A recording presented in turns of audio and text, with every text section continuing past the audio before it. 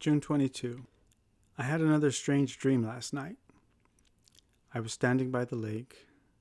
Cammie's dad was standing in the water. He was in a little deep as the water came up to his knees. He had his hat on.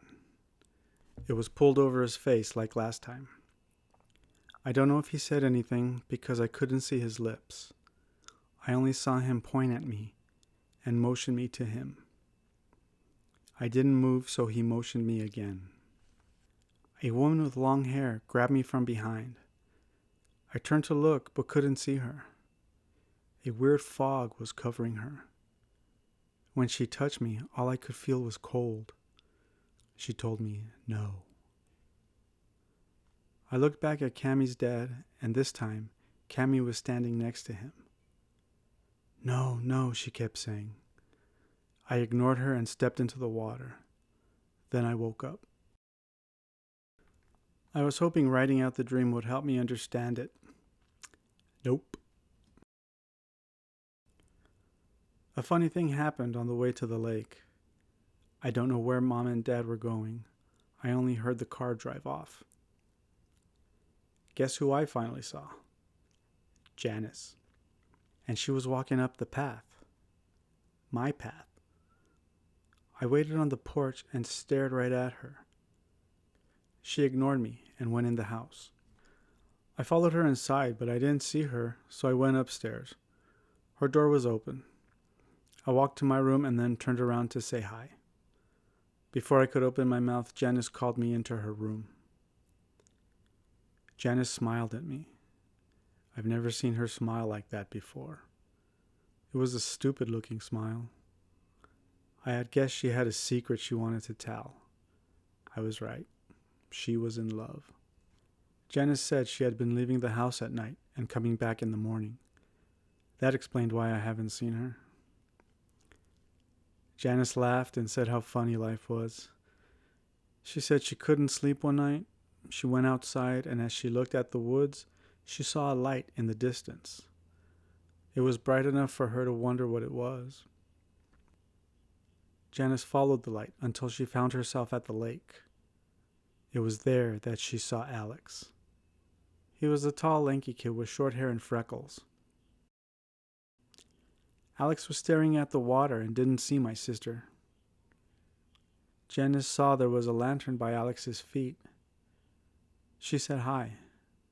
Alex turned around and got scared and ran away. He left the lantern behind. Janice took the lantern home. Under the light, it looked extremely rusted and looked like it wasn't used in years. The next night, Janice couldn't sleep again. She went outside. There was another light, and Janice ran to it. Alex was at the lake again with another lantern. Janice gave him back the first one, and he apologized for running away. He said Janice scared him because he couldn't see in the dark. He thought it was his dad, and he didn't want to get in trouble. Janice asked Alex, what did he do? He asked her to sit down with him. Janice said Alex was a lost soul. He was desperate to have a girlfriend, but his dad was strict and wouldn't let him. Alex didn't want his dad to see him cry, so he would sneak out at night and go to the lake. There he could think about what life would be like when he found the one. To me, it sounded like Alex was full of shit, but I couldn't tell Janice that. I asked where he lived. Janice had no idea. She said Alex would walk her home every morning and wait until she went in the house. I don't know why. Maybe because we're alone out here, but Janice said she was thinking of giving herself to Alex. I didn't know how to answer that. Janice said she was nervous because it would be her first time. I didn't know she was a virgin. I still wish I didn't know. I didn't want to tell her I was in the same situation, so I told her to sleep on it. Janice said goodnight. I laughed and said good morning, then left. I wonder if Cammie knows Alex. She should, right?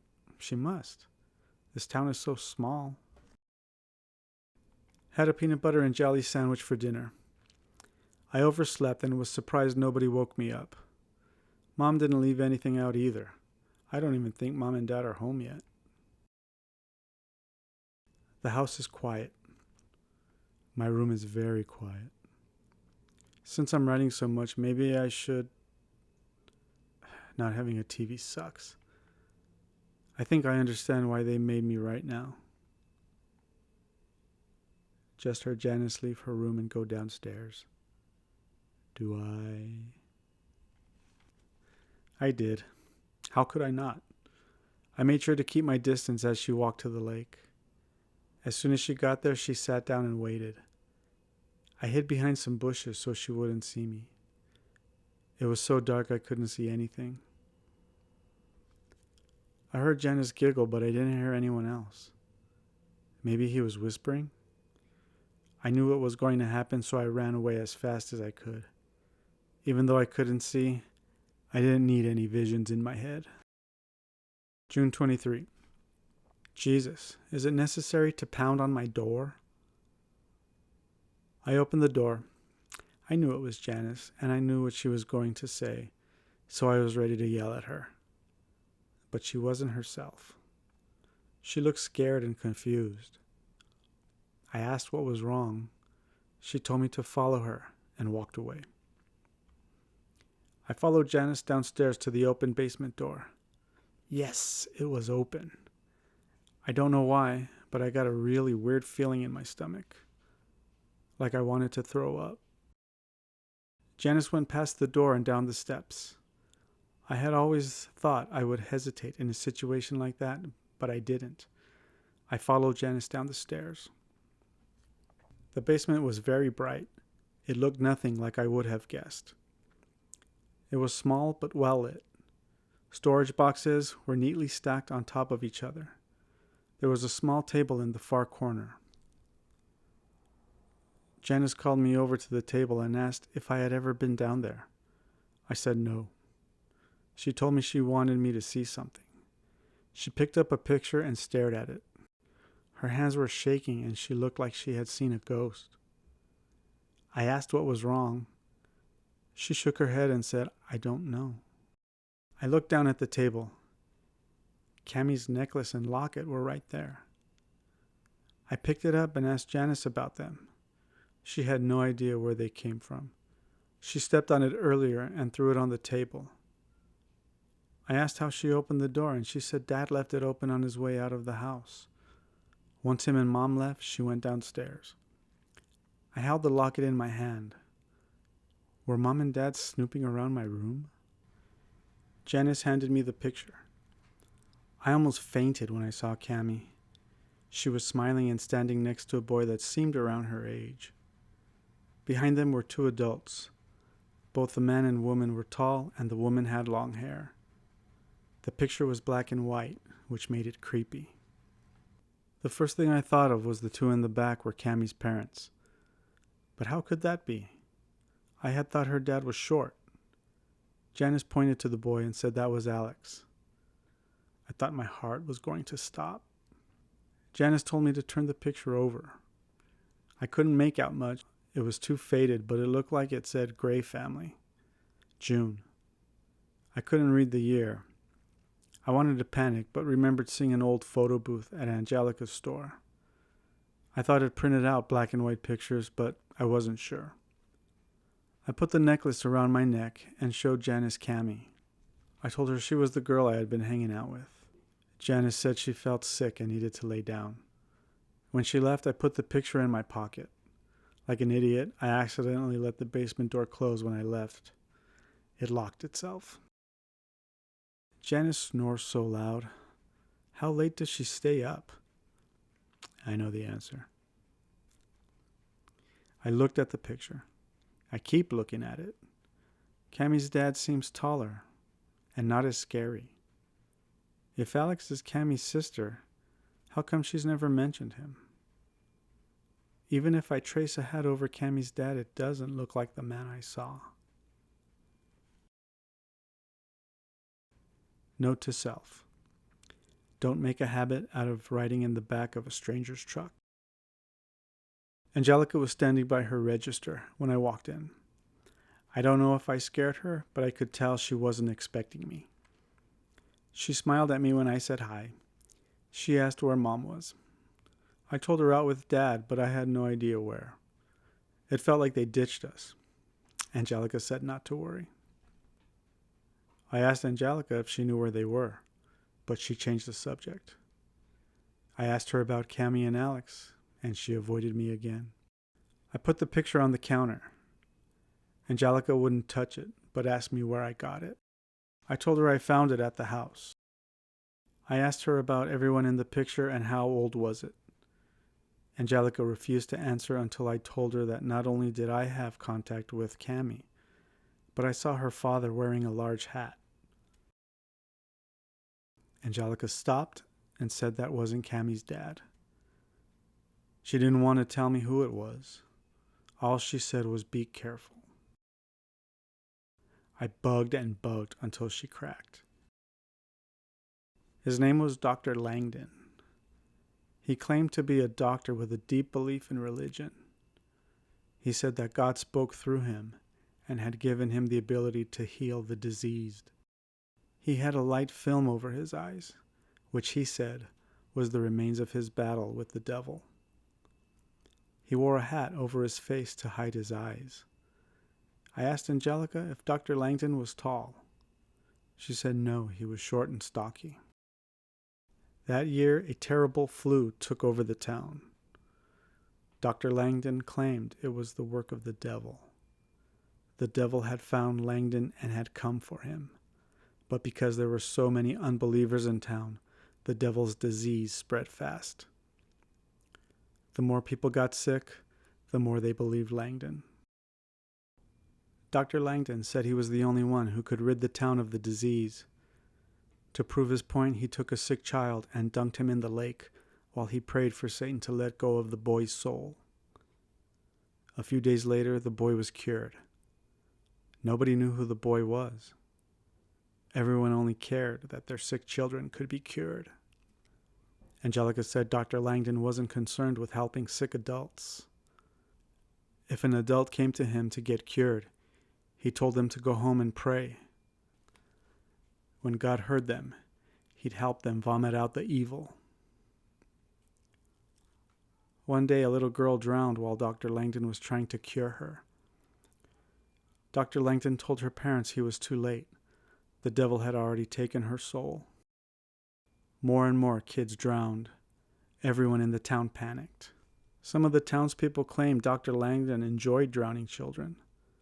They said he had a sick smile on his face when he held the children underwater. He liked to feel them struggle until they couldn't. They said Dr. Langdon was actually the devil and had come to town to get innocent souls. A few even claimed to have seen Langdon transform into a demon and other townspeople.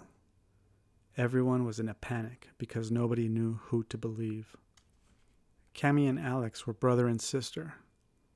When they caught the flu, their parents refused to let Dr. Langdon see them. Cammy's parents went to another town to find a doctor. He said the disease wasn't the work of the devil just enhanced it. He had heard of strange rituals performed in that town before, but wouldn't say what he knew or saw. He told them to never go back. Cammy's dad went back to get their stuff. He saw a note on the door that said, "Unbelievers will believe." That was the last time anyone ever saw or heard from the family again. I asked Angelica about the rituals. She said it had something to do with the original elders, but wasn't sure. When I asked about the elders, she said she didn't know. I asked where Cammy's house was located. She said there was only one house on the lake. I thought she was trying to scare me, but she was serious. Angelica then said not to blame Mom. That threw me off, so of course I asked why. She said the house belonged to my grandpa. I never even knew I had one. Mom only spoke of Grandma Irene, so I figured her dad wasn't ever around. Angelica said his name was Frank, and he died about 10 years ago. A person from town took over the house when Grandpa Frank died. Angelica said the houses get passed on to the next person when someone dies to keep outsiders from moving in. Once the neighbor located my mom, he gave the house to her. Mom didn't want it at first because she hated Grandpa, but she finally gave in and took it. Mom had heard stories about the house but didn't believe them.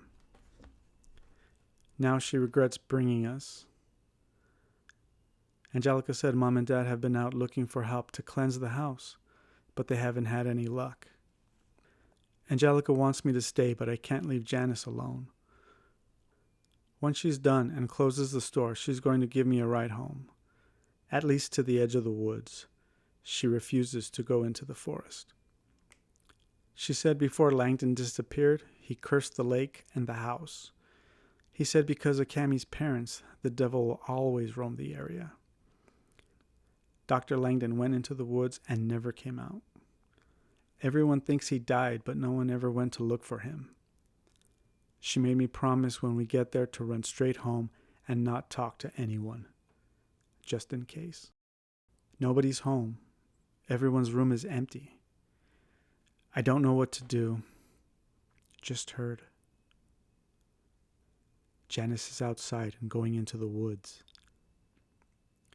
Doors are locked. Don't know what to do. Follow Janice. Called her. When she turned around, she had film over her eyes. I don't know where to go. I hear Cammie outside laughing. She wants to come in now. I don't